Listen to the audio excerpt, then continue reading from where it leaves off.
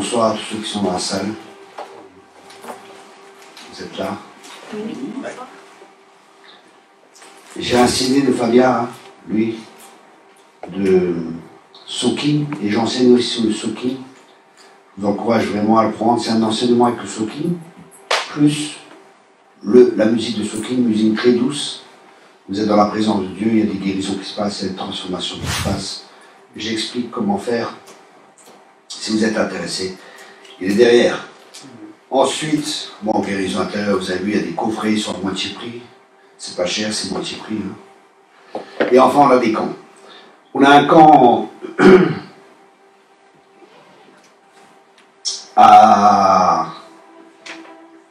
en Normandie, c'est celui-là. Vous trouvez tout sur notre site. On a un camp en Normandie. C'est un camp de... Attendez. Non, pardon, ça c'est un GAP, c'est un camp de délivrance, guérison intérieure.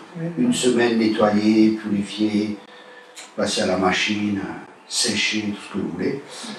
Et ensuite, on a un autre camp, je ne sais même plus le thème, laissez-moi réfléchir. Bon, j'ai pas mes lunettes. C'est pas possible ça. Ah bah si, voilà. Thème du camp, une percée pour ta vie. C'est le top, non? Comme orateur, il y aura Thierry Kopp, je pense que vous connaissez, il est pas mal. Hein, voilà, il y aura Thierry Kopp et il y aura Fabien qui fera la louange. D'habitude, on a des orateurs dans nos camps, mais cette année, on n'a pas pris d'orateur. D'habitude, on a toujours un orateur. Dans 5 ans, je fais un camp sans orateur et un camp avec orateur, mais comme la salle est relativement petite, là où on va, il n'y a pas trop de place, donc les places sont limitées. Je vous encourage à vous inscrire rapidement. Les camps sont pleins chaque année. Donc inscrivez-vous rapidement. Ceux qui étaient déjà à des camps, hein, ils savent. On est plein hein, à chaque fois. Donc si vous pouvez venir, venez. Voilà. Vous pouvez amener les prospectus aussi donner à vos amis. Voilà, je te remercie Père pour ta présence. Je te remercie Saint-Esprit. On veut vraiment te laisser toute la liberté ce soir, t'honorer ce soir dans ces lieux. Merci pour ta présence, merci pour le privilège qu'on a de te connaître. Merci pour le privilège qu'on a de pouvoir se laisser toucher et transformer par toi. T'invitons ce soir, Saint-Esprit, et tu as toute la place. C'est toi qui es Dieu dans ce lieu. Te respectons, nous t'honorons. Te prions de faire ce que bon te semble de faire. Tu es le Seigneur ce soir. Merci pour la liberté qui vient dans ce lieu. Merci pour la liberté du Saint-Esprit. Dans le nom de Jésus, qui est la liberté ce soir. Que les cœurs soient libérés. Que les captifs soient libérés. Que les oppressions, que les jougs soient brisés par l'onction ce soir. Que les aveugles puissent voir. Alléluia. Et que les opprimés soient libérés ce soir. Et tout cela pour ta gloire, Père. Dans le nom de Jésus. Amen et Amen. Ça, j'ai jamais parlé sur le pardon. Et on peut reconnaître le manque de pardon dans notre comportement, dans l'amertume qu'on peut avoir, toujours accuser les autres, blâmer les autres, être critique, toujours se plaindre, juger les autres, murmurer, avoir du ressentiment, être facilement offensé. Tout ça, ce sont des signes qui peuvent démontrer ou qui peuvent révéler que dans notre vie, il y a un manque de pardon. Est-ce que tu es facilement offensé? Est-ce que tu es susceptible? Est-ce que tu es toujours à fleur de peau? Ça peut être des signes, des indications qu'il y a un manque de pardon. Le manque de pardon, c'est un tourmenteur. Et on se rappelle qu'il y a un manque de pardon quand la blessure qui nous a été causée, on se rappelle fréquemment toujours de ces choses. Et là, c'est important de prier, d'amener cela à la croix, de dire Seigneur, je pardonne à ces personnes. Je t'amène tout ça à la croix, je te prie de les bénir. Des fois, pour que quelque chose meure, ça met du temps, des fois. C'est pas une fois, pas deux fois. Des fois, il faut faire plusieurs fois. Hein, jusqu'à ce que ce soit dégagé. Moi, je passe par une situation assez difficile, là, depuis il y a un mois à peu près. Et souvent, je prie encore maintenant. Hein. Ça fait un mois. Hein. Je prie presque fréquemment. Quand ça vient, je prie. Parce que des fois, il y a des plans qui sont dans ma tête. Ça fait un... Comment faire? Et si ceci, et si cela, et pas papa, et pas papa. Ah, je prie, non. Je bénis les personnes. Et je prends une décision.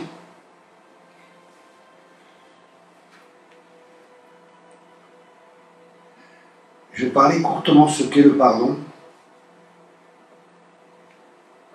On va prendre 11 points de ce qu'est le pardon ce soir. Et premièrement, le point qui est important, c'est de comprendre que le pardon est toujours une affaire de cœur. Rappelez-vous, tout le séminaire, on a parlé du cœur. Hein. Le cœur, c'est qui nous sommes. Et la Bible dit, si tu pardonnes de tout ton cœur, si tu pardonnes de tout ton cœur, pas de toute ta tête, mais c'est une histoire de cœur. Donc si tu pardonnes de tout ton cœur. Et le pardon, sans la guérison de notre cœur, est incomplète. Le pardon, sans que notre cœur soit guéri, c'est incomplet. Le pardon commence toujours par une décision, et le pardon est complet quand nous permettons au Seigneur de guérir notre cœur. Je répète cela. Le pardon commence par une décision, et le pardon est complet quand on permet au Seigneur de guérir notre cœur. Le pardon, c'est quand on est conscient que quelque chose nous a fait du mal, ou que quelqu'un nous a fait du mal, pardon, et on choisit de lui pardonner. Comme j'ai dit cet après-midi, le pardon, c'est une décision qui dépend de notre volonté. Notre volonté est révélatrice de ce que l'on veut et de ce que l'on ne veut pas. Pour ceux qui sont intéressés, hein, j'ai l'école biblique. En clé USB, vous pouvez l'emmener avec vous sur la guérison intérieure. Et j'ai l'école biblique sur la guérison. Enfin, sur toute simple, une école biblique qui parle un peu de tout, l'identité, différents thèmes. Ça va vraiment vous aider à grandir et à ce que Christ grandisse dans votre vie. On a tellement de témoignages, des milliers de gens ont fait ces écoles, je vous encourage vraiment à les faire. C'est juste une info. C'était le moment de pub, comme à la télé, avant que l'action soit de nouveau intéressante. Donc, le pardon est une décision de notre volonté et pas de nos émotions. Nos émotions nous montrent ce que l'on ressent. Notre volonté nous montre ce que l'on veut. C'est une sacrée différence, hein, quand même. Les émotions changent, ou vont changer quand on a pardonné et que notre cœur a été guéri. Pardonner, c'est ne pas vouloir toujours se rappeler de tout ce qui nous a été fait, du mal qui nous a fait.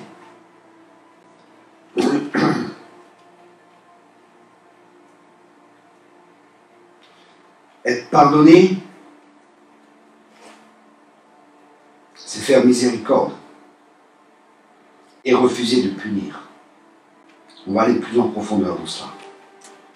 Pardonner, c'est faire miséricorde et refuser de punir. La grâce, c'est recevoir ce que nous ne méritons pas. La grâce, c'est recevoir ce que nous ne méritons pas. La miséricorde, c'est ne pas recevoir ce que nous méritons. Je répète cela. La grâce, c'est recevoir ce que nous ne méritons pas.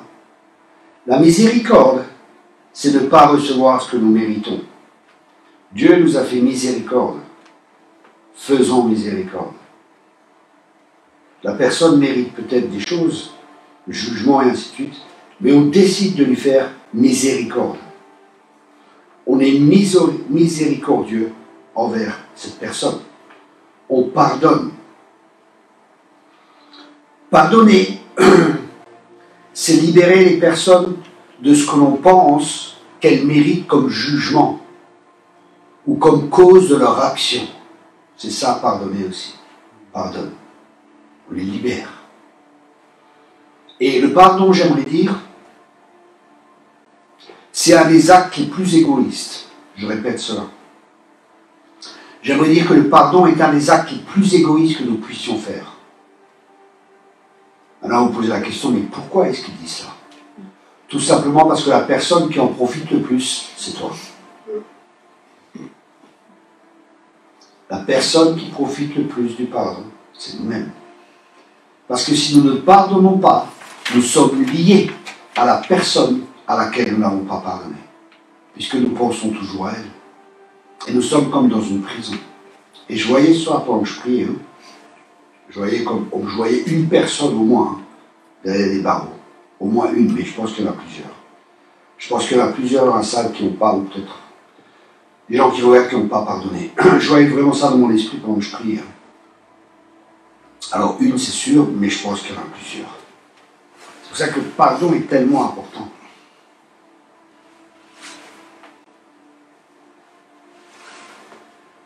Dans Jean 8, vous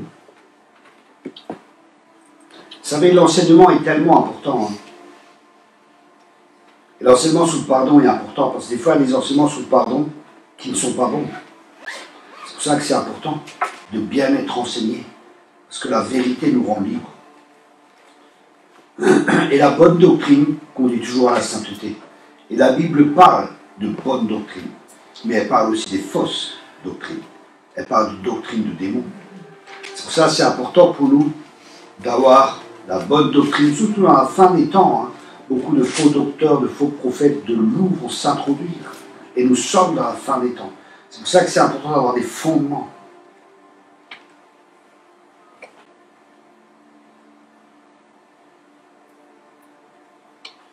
Jean 8, verset 3. Alors les scribes et les pharisiens amenèrent une femme surprise en adultère et la plaçant au milieu du peuple, ils dirent à Jésus, « Maître, cette femme a été surprise en flagrant délit d'adultère. Moïse dans la loi nous a ordonné de lapider une telle femme. Toi donc, que dis-tu » C'est intéressant que les scribes et les pharisiens, ils ont emmené cette femme. Mais ma question est, où est l'homme? C'est intéressant, hein? Ok. Moïse dans la loi nous a ordonné de lapider une telle femme. Toi donc, que dis-tu? Écoutez bien cela. Il disait cela pour l'éprouver afin de pouvoir l'accuser. Et des fois, ça m'arrive, il y a des religieux qui viennent comme ça. Ah, mais qu'est-ce que tu penses de ça? Mais tu te prends pour un bœuf ou quoi? Tu crois que je vois pas que tu es un tordu? Vraiment, hein? Question, je me rappelle, une femme comme ça, complètement tordue. Ah, mais qu'est-ce que vous pensez de ça? Et j'avais envie de lui le faire à la manière de Jésus, tu sais. Mais pourquoi tu me demandes ça? Quelle est ta motivation? Et j'ai dit, ouais, je pense pas grand-chose. Là, j'ai pas discuté, j'ai pas commencé à chercher. Mais des fois, les gens, ils viennent comme ça, les esprits religieux. Ah, mais qu'est-ce que vous pensez de ça? Alors qu'ils ont déjà leur idée arrêtée, ils ne te demandent pas pour savoir ou pour être enseigné, ils te demandent pour pouvoir t'éprouver et pour t'attaquer. Il y en a des tordus comme ça. C'est l'esprit religieux. C'est tordu de chez tordu, quoi. Qu'est-ce que vous pensez du ministère féminin? Oui, les religieux comme ça qui viennent. À ma réponse, c'est des fois, vous savez, j'espère que vraiment que Dieu va pardonner à Joyce Meyer, à Catherine Kuhlman, tous les gens qui sont remis au Seigneur, toutes les guérisons qui sont opérées à travers d'eux, tous les couples qui ont été restaurés. J'espère que vraiment Dieu va leur pardonner. Hein. Qu'est-ce que vous en pensez, vous? Et ça leur montre leur... Je ne vais pas dire bêtise, mais je suis poli. Leur fausse compréhension des Écritures, frères et sœurs. c'est mieux. C'est mieux. Mais vous voyez comment c'est terrible. Il disait ça pour l'éprouver, afin de pouvoir l'accuser. Mais Jésus s'étant baissé, écrivait avec le doigt sur la terre. Comme il continuait à l'interroger, il se releva et leur dit, waouh, que celui qui est sans péché d'entre vous jette la première pierre contre elle. Et là, sa mère a pris une pierre et elle l'a jetée. Non, ça c'est pour les catholiques qui croient que Marie est sans péché. Ok, c'est une blague. Hein. Mais c'est intéressant parce qu'il y a un verset dans l'Ancien Testament qui dit que quand les noms sont marqués dans la terre, c'est comme c'est quelque chose de négatif. Vous voyez? Et Jésus il a écrit leur nom dans leur terre. Waouh!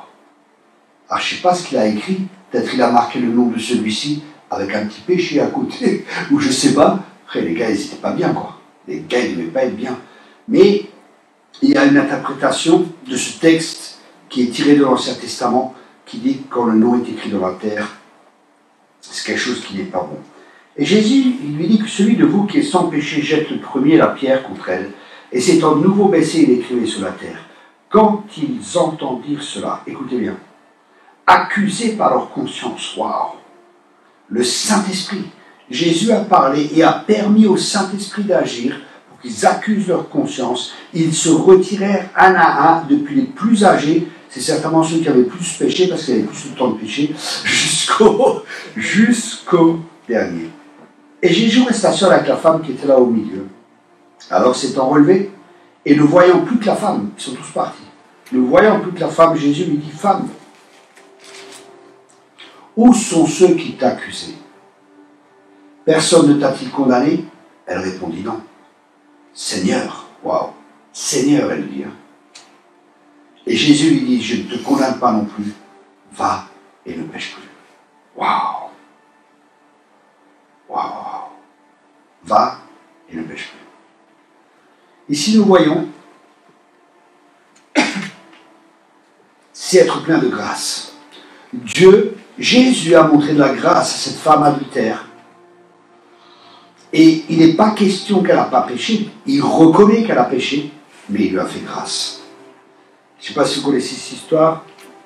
Il y a un soldat qui a déserté du temps de Napoléon. Et vous savez comment c'est en temps de guerre, la désertion, c'est puni par la mort. Donc ce soldat a déserté, il s'est fait arrêter par l'armée, par sa propre armée. Et il devait être fusillé. Et la mère, elle est allée voir Napoléon. Elle a dit, écoutez, empereur, je vous demande de faire grâce à mon fils. Et l'empereur, il a dit, mais il ne le mérite pas. Elle a dit, c'est pour ça que je vous demande de faire grâce. Vous comprenez ce que c'est? La grâce. Ensuite, c'est pardonner ce que les gens ont fait. C'est-à-dire, c'est une transaction légale qui libère la personne qui a fait du mal des conséquences de ses actions, même quand elle ne le mérite pas. Pardonner, c'est choisir de laisser Dieu juger la personne sans que nous la jugeons. C'est-à-dire descendre du trône et laisser Dieu sur le trône. Rappelez-vous quand il dit ne jugez pas. Cet après-midi, c'est question de condamner. Okay? Nous devons juger, mais ne pas condamner. Vous vous rappelez de ça, hein? Ok. Allez, combien c'est important? Ensuite,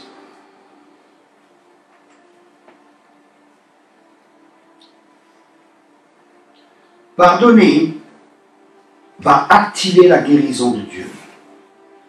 Et c'est comme un processus de pardon, de guérison qui s'opère. Vous savez, un oignon, quand on le prend, un oignon, il a plusieurs couches. Et je ne sais pas si vous avez déjà épluché un oignon, vous avez enlevé les couches, ça fait pleurer. Et bien c'est pareil avec le pardon. Souvent, les blessures remontent, les émotions blessées, toutes ces choses remontent. Et c'est important de laisser sortir cela. C'est important. Parce que des fois, on peut avoir un mécanisme de défense où on prend tout en nous. Et c'est comme une cocotte minute. Vous voyez, on prend tout en nous, On dit rien, on avale, on avale, on avale, on avale. Mais un jour, ça... Vous savez, le truc qui tourne là, sur la cocotte minute, un jour, ça sort, quoi. C'est pour ça qu'il faut libérer ses émotions. Il faut laisser sortir la rancœur, l'amertume, les émotions. Tout ce qu'il y a en nous, il faut le laisser sortir. Moi, je me rappelle, j'ai fait une phase de relation d'aide avec une femme. J'étais pas tout seul. J'étais avec mon assistant.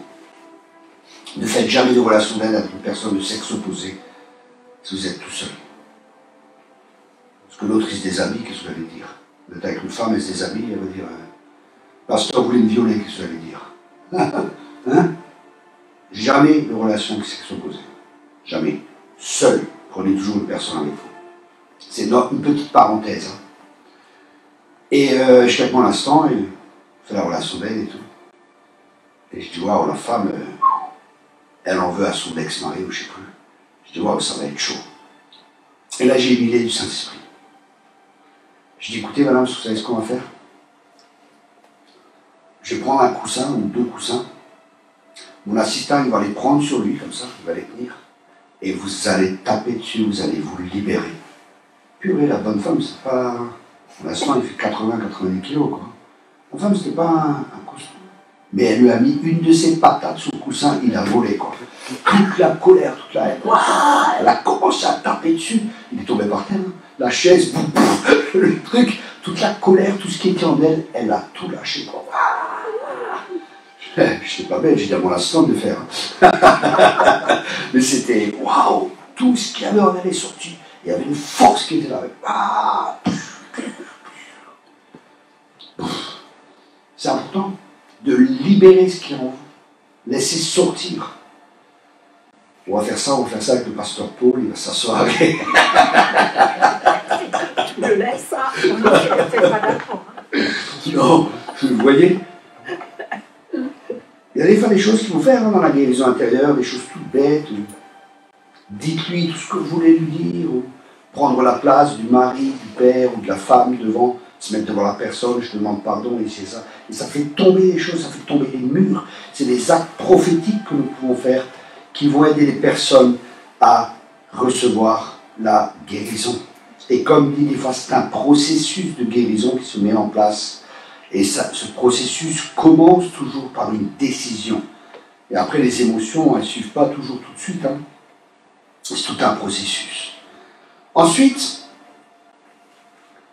il y a souvent une personne où des fois c'est difficile de pardonner à cette personne. Des fois c'est difficile hein, de pardonner à cette personne. Et cette personne, c'est des fois nous-mêmes. Des fois on a du mal à se pardonner. C'est vrai, hein?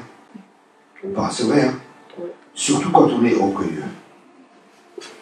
Aïe, ça fait mal, hein? Ouais, ça fait mal. Et pourquoi je vous dis ça? Parce que si Dieu te pardonne, qui es-tu pour ne pas te pardonner? Si le juge suprême de l'univers, il dit pardonner, et que nous ne nous pardonnons pas, ça veut dire que nous n'acceptons pas ce que lui, l'autorité suprême, dit je pardonne. On dit non, non, mais ça, je ne mérite pas. Mais lui il pardonne, mais toi tu ne te pardonnes pas, toi-même, tu dis non, non. Ça veut dire que lui a tort et que toi tu as raison. Ça c'est de l'orgueil. Aïe. Aïe. Et on doit apprendre à se pardonner à soi-même. Moi, j'arrive à me pardonner. Hein. Je suis plein de grâce pour moi-même. Avec le temps. Mais j'avais des fois du mal avec les autres. Hein. Au début, j'avais du mal aussi des fois à me pardonner. Ah, mais pourquoi j'étais aussi bête? Pourquoi ceci? Pourquoi je me suis fait avoir? Pourquoi ceci? Ah. Mais quand Dieu fait grâce, acceptons cette grâce. Et devenons des hommes et des femmes de grâce. Qu'as-tu que tu n'aies pas reçu? Celui à qui il a été beaucoup pardonné aimera beaucoup.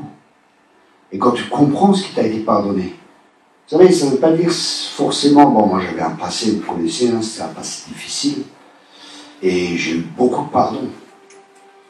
Mais la question n'est pas le fait d'avoir reçu beaucoup de pardon. La question est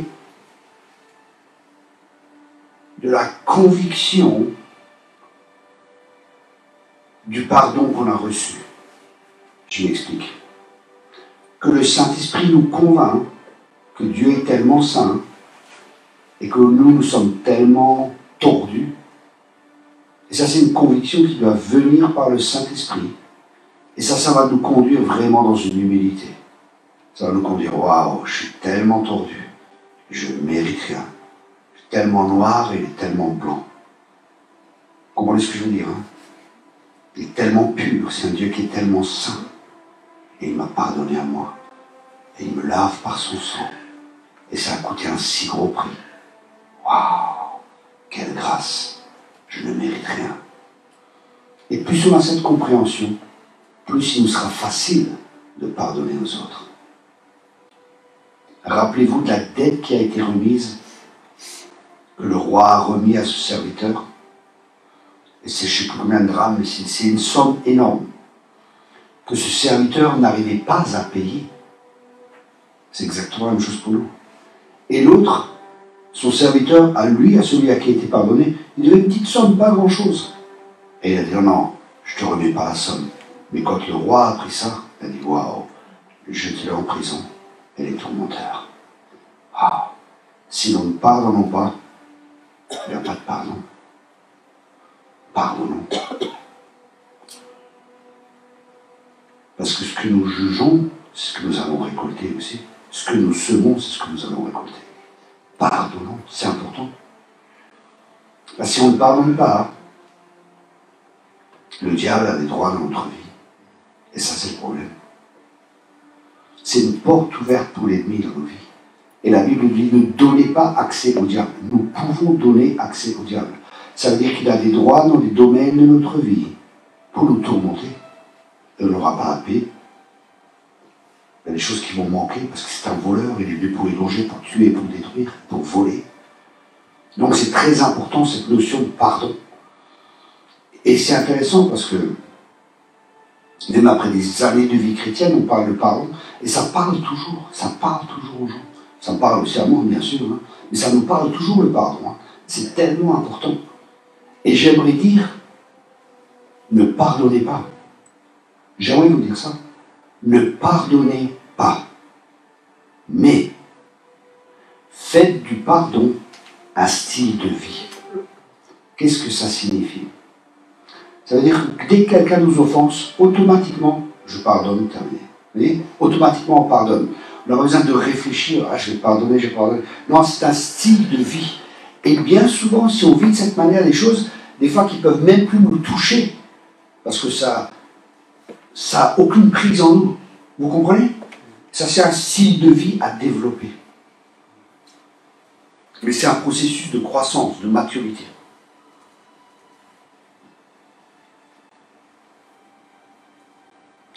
Dans la parole de Dieu, il est dit qu'on doit pardonner pardonne tout ton cœur à tous ceux qui nous ont offensés, à toute personne.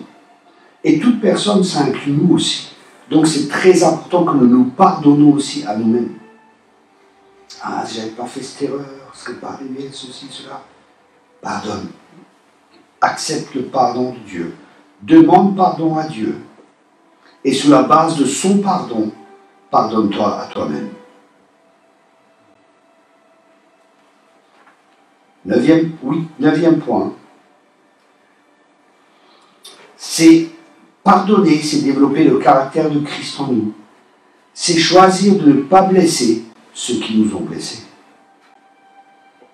Pardonner, c'est choisir d'avoir le caractère de Christ en nous.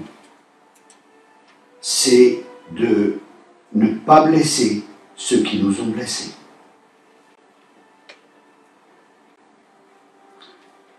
Dixième point, des fois nous n'en rendons pas compte, nous sommes des fois amers, et des fois nous avons du ressentiment envers Dieu. On juge et on blâme Dieu pour ce qui nous est arrivé. J'ai eu des gens qui en voulaient à Dieu. Je dis, bon écoute, tu veux demander à Dieu, tu veux pardonner à Dieu, c'est pas Dieu. Mais est-ce que tu veux pardonner à Dieu? Et ça les aide justement. Mais des fois, c'est fou, quoi, parce que Dieu, il ne fait pas d'erreur. Dieu est bon, Dieu est parfait. Dieu ne fait pas d'erreur. Mais les gens peuvent penser, et justement, je disais un témoignage intéressant sur ça. Un homme était parti en Afrique et avec un autre couple de missionnaires. 2 couples de missionnaires étaient en Afrique et ils évangélisaient, ils embauchaient. Le chef ne voulait pas les laisser rentrer dans un village. C'est l'histoire vraie. Hein. Ah, ils ont construit 2 huttes en pierre et tout ça, à 1 kilomètre, je ne sais pas combien du village. Et le seul qui était autorisé, il y avait une personne qui était autorisée à leur amener du pain, à boire et tout comme ça. Ah, et personne d'autre pouvait les voir. Et ils ont commencé à parler du Seigneur à cet homme ici et ça. Et cet homme s'est converti. Et plus tard, il y a un couple, il y a une maladie qui est venue, je ne sais plus quoi, le paludisme, je ne sais plus quoi. Et un des couples est reparti à la base en Angleterre, hein, je crois que c'était en Angleterre. Et l'autre couple est resté, la femme est tombée enceinte, l'enfant est né, la femme est morte. Voilà. Alors, le mari est reparti et il a donné cet enfant, il a emmené cet enfant avec, et il a donné dans une famille qu'il a adoptée, c'est ça, qui a adopté cet enfant. Et cet homme, il en voulait à Dieu, quoi. Il dit, ouais, Dieu a cassé ma vie, il a détruit ma vie, il s'est mis à boire et tout, fumer, boire, avait une vie de décadence. Mais cette fille, elle a grandi dans cette famille chrétienne, elle est devenue chrétienne et elle s'intéressait à la mission et tout. Puis elle a découvert qu'en fin de compte, ses parents étaient missionnaires et que sa mère était morte là-bas, au pays. Alors elle voulait à tout prix retourner, elle est retournée. Et elle a commencé à discuter, ah, qu'est-ce qui se passe et tout. Qu'est-ce qui s'est passé, vous connaissez cette personne? Elle dit, oui, c'est... La femme, c'est un héros pour nous, cette femme qui est décédée. Elle est salée pour qu'on puisse avoir l'évangile. Et le jeune homme, il a amené tout le village. Ce jeune homme, il a amené tout le village au Seigneur. Tout le village était chrétien. Et elle a été accueillie, cette femme, comme la fille de cet homme et de la femme de ce couple, était vraiment bien accueillie et tout. Puis elle est retournée chez son père et elle a dit, ah, il faut que je te parle, papa, et tout. Et le père, il voulait, même il entendait le mot Dieu, waouh, ça allait pas, quoi. Elle allait dire, ah, il pleurait, il dit, oui, je te demande pardon de t'avoir abandonné et tout, ci et ça. Non, il n'y a pas de problème, papa, je te pardonne. Mais Dieu a utilisé ça. Oh, Dieu a été là, ne parle pas de Dieu ici et ça. Il dit, papa, il faut que tu m'écoutes. Elle raconte, voilà, il y a un jeune homme que vous avez amené au Seigneur, tout le village s'est converti, et ici et ça, il y a du fruit et tout. Et le père dit, waouh. Et l'histoire, en fin de compte, c'est si le grain de blé tombe en terre et il meurt, il porte beaucoup de fruits. Et des fois, il y a des situations qu'on ne comprend pas. Et des fois, il y a des choses qui arrivent dans notre vie qu'on n'arrive pas à comprendre. Mais si nous agissons de la bonne manière, tout concourt au bien de ceux qui aiment Dieu. Il y a des choses qui sont là pour l'éternité. Et nous devons avoir cette pensée de l'éternité et voir les choses avec la perspective de l'éternité, voir comme Dieu voit. Vous comprenez ce que j'essaie de partager? Et Dieu est bon. Mais il y a des choses qui peuvent arriver dans notre vie. Moi, j'avais un jeune homme comme ça, je l'évangélisais, je me rappelle. Je parlais du Seigneur dans une maison, il y a une 40aine de personnes. Et je dis, voilà, ce soir, c'est votre choix. Vous pouvez accepter Jésus-Christ ou le rejeter. Mais j'aimerais poser une question. Non, c'était comment? Voilà, c'est la décision la plus importante de votre vie ce soir. Faites un choix. Et un jeune homme, 30 ans à peu près, il lève la main.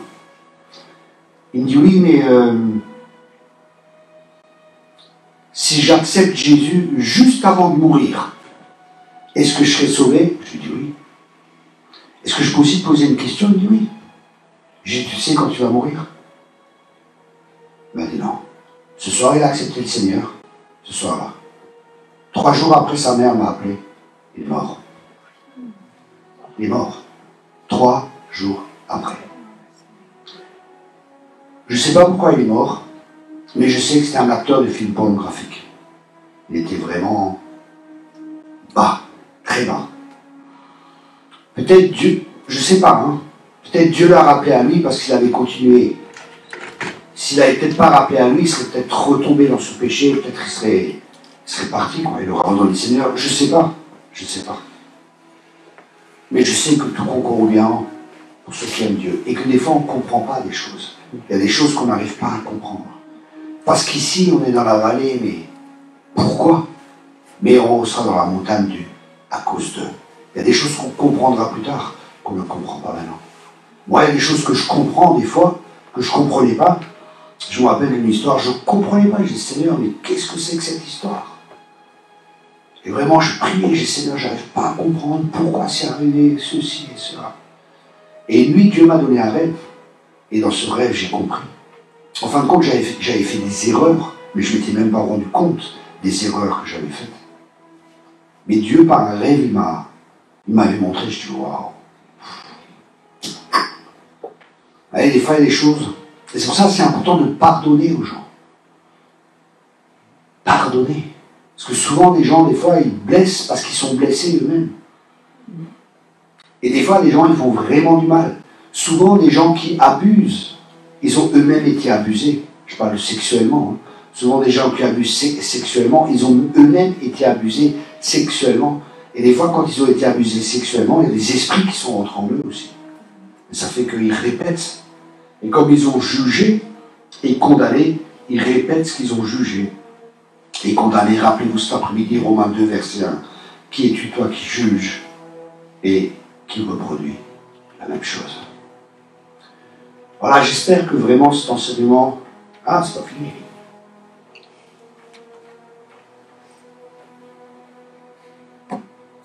Le 11e et dernier point. Pardonner, c'est être en ordre avec Dieu, mais pas forcément avec la personne. Parce que des fois, on va pardonner, mais ça ne veut pas dire qu'on va se réconcilier avec la personne. Parce que pour se réconcilier, il faut être deux. Et pour se réconcilier, et que les liens soient de nouveau là, il faut de la confiance. Et la confiance, il faut du temps pour qu'elle s'établisse. Vous comprenez? Donc des fois, il y a des enseignements sur le pardon qui sont fausses. Par exemple, ils disent oui, mais les gens ils sont dans le déni, c'est dénier ce que les personnes ont fait. Non, non, on ne dénie pas, non. Moi, des fois, ouais, c'est pas grave. Je tire un trait dessus, c'est la même manière d'être. Ouais, c'est pas grave, je tire un trait dessus. Mais je me rendais compte que j'étais blessé, mais j'ai un tel fonctionnement que, oh, c'est pas grave. Et après, Dieu me montre, waouh, mais là, il y a ça et ça. Et je ne me rendais pas compte. Pour moi, c'était, ouais, j'ai pardonné. Et vraiment, je le pense vraiment. Mais c'est comme un mécanisme qui était en moi, certainement de l'enfance. Ce n'est pas oublier non plus ce qui s'est produit. Mais, parce que des fois, les gens ils disent, oui, pardonne, c'est oublier. Non, non. Une femme qui a été violée, elle n'oubliera pas. Ou un homme, ou n'importe. Hein. Ces gens, ils ne peuvent pas. Il y a tellement de blessures, tu ne peux pas oublier. Mais pardonner, c'est se rappeler, mais sans avoir les émotions négatives, sans être toutes ces choses qui remontent. Vous comprenez? Moi, les gens qui m'ont blessé, je peux les voir maintenant, je peux leur parler, j'ai pas envie de changer de trottoir, j'ai pas envie de leur en mettre une. Je peux les voir, je leur ai pardonné, mon cœur est guéri. Ça va. Mais je suis prudent. Je ne vais pas leur ouvrir mon cœur, je ne vais pas leur confier quoi que ce soit. Je reste sur une certaine distance. Vous comprenez? Et ça, c'est pas négatif. Parce qu'on ne peut pas faire confiance, parce que la confiance doit être restaurée. Et ça prend du temps pour restaurer la confiance. Le manque de pardon nous lie aussi à notre passé. Et si je ne change pas mon présent, mon futur ne changera pas. Pardonner, ce n'est pas excuser simplement ce que les gens ont fait. Moïse, il a aussi plaidé avec Dieu. Il a dit, Dieu, ne les tue pas. Mais il n'a pas dit, oh Seigneur, j'excuse ce qu'ils ont fait. Non, non, ils ont fait du mal, mais Seigneur, je te demande de faire grâce. Il appelle à la miséricorde de Dieu. Ce n'est pas réprimer. Des fois, les gens, ils répriment, vous savez, leur douleur, leur souffrance. Comment dire? Et, non, c'est pas arrivé. Ils peuvent se dire, non, c'est pas arrivé. Oh, c'est pas si grave. C'est pas un problème. Et il y a quand même des blessures qui sont là. Non, non, c'est regarder la vérité en face. C'est dire, oui, c'est vrai. Il a fait ça. Et Cette personne ne mérite pas ça, mais je lui fais grâce et je lui fais miséricorde. Voilà, maintenant on va prendre un petit temps. Je vais vous laisser un petit temps avec le Saint-Esprit. En 5-10 minutes, on verra. Vous demandez simplement au Saint-Esprit, Seigneur, est-ce qu'il y a des domaines de ma vie?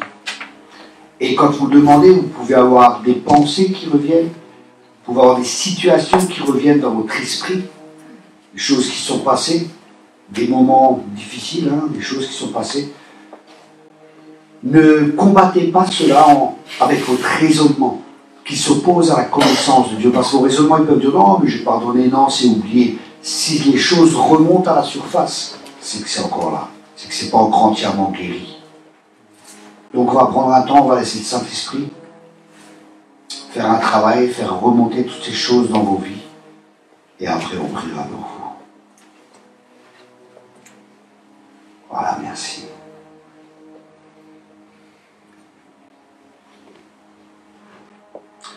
Bonsoir à ceux qui sont en live. Demain matin, nous serons là à 10h. Je vous encourage vraiment à... Si vous n'avez pas d'église ou si vous êtes malade, vous ne pouvez pas sortir, profitez. Pour venir sur cette page Facebook de Matthieu, un message prophétique pour l'église. Je pense que ce n'est pas que pour l'église d'ici, c'est pour l'église en général. Je vous remercie d'avoir participé. Abonnez-vous chez mon ami, pasteur Paul Barbarino. Regardez ces vidéos, il y a des bons orateurs. Lui-même, il prêche bien. Soyez tous abondamment bénis. Merci beaucoup. Au revoir.